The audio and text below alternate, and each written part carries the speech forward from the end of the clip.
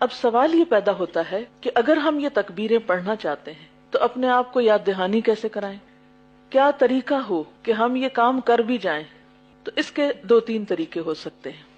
ایک طریقہ تو یہ ہے کہ آپ یہ تکبیریں لکھ کر بڑی بڑی گھر میں کسی ایسی جگہ پر لگا لیں کہ جہاں آپ لازماً بیٹھیں یا گزریں یا کام کریں۔ مثلاً خواتین کچن میں لکھ کے لگا سکتی ہیں، کھانا پکا رہی ہیں ساتھ ساتھ تکبیریں پڑھتی رہیں۔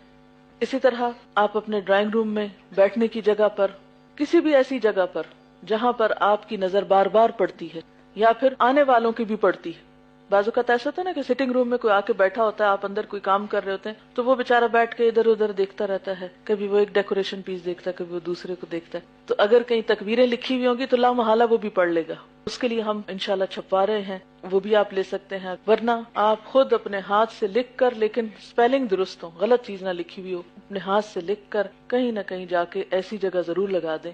تو گھر والے پوچھیں گے تو صرف یہ کیوں لگا رہی ہو؟ تو اس موقع پر آپ بتائیں یہ اس لیے لگا رہے ہیں، یعنی جاتے ہی واز و نصیحت نہیں کرنی، ادھر آؤ سب تکبیریں پڑھو، بلکہ وہاں لگا دیں اور ساتھ ہی ایک آدھ حدیث لگا دیں۔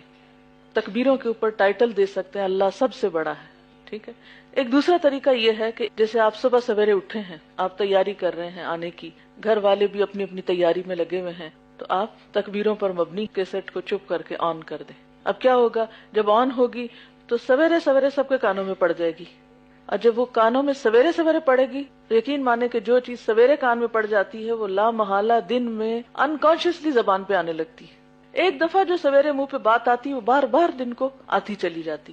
تو اس طرح آپ خود بھی اور آپ کے گھر والے بھی تکبیریں پڑھ سکیں گے۔ پھر ایک تیسرا طریقہ کہ آپ خوبصورت انداز میں اس کو پڑھیں، یعنی اونچی آواز میں اللہ اکبر اللہ اکبر۔ تو جب آپ پڑھ رہے ہوں گے تو کیا ہوگا، کوئی دوسرا سنے گا تو وہ بھی شروع ہو جائے گا، لیکن اتنا زیادہ نہ پڑھیں کہ دوسرے پریشان ہو جائیں، یا وہ پڑھ رہے ہوں تو آپ تکبیریں شروع کر دیں اور ڈانٹ کھائیں، یا یہ کہ سو رہا ہو کوئی پاس اور آپ تکبیریں شروع کر دیں، تو اس وقت پھر نتیجہ کیا ہو سکتا ہے۔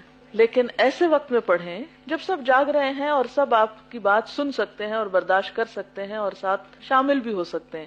اس سلسلے میں امام بخاری فرماتے ہیں کہ حضرت ابن عمر رضی اللہ تعالی عنہ اور حضرت ابو ہریرہ رضی اللہ تعالی عنہ ماہ ذی الحجہ کے ان دنوں میں بازار نکل جاتے، یہ دو صحابی، اور تکبیرات کہتے رہتے، اور دوسرے لوگ بھی ان کی تکبیریں سن سن کر تکبیریں کہتے۔ تو پہلی چیز جس کا آپ نے ان دنوں میں اہتمام کرنا ہے وہ کیا ہے، کثرت سے تکبیروں کا پڑھنا۔